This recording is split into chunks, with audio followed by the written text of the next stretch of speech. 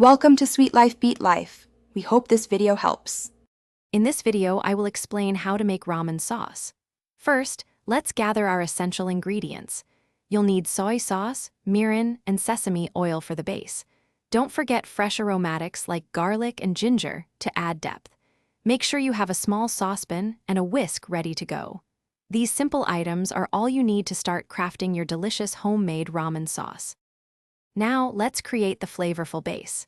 In your saucepan, combine 2 tablespoons of soy sauce with 1 tablespoon of mirin. Next, add 1 teaspoon of sesame oil. This gives a wonderful nutty aroma.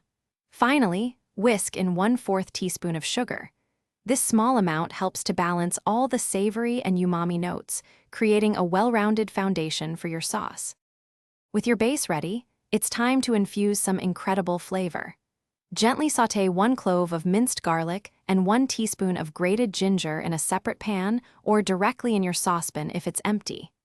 Cook them gently until they become fragrant, which usually takes about 30 seconds.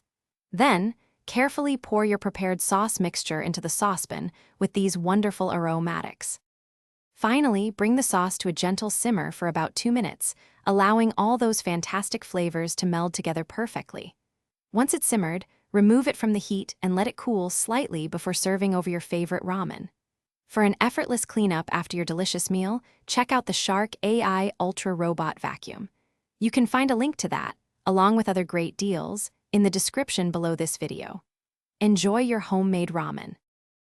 Thanks for watching. Consider subscribing if we helped you.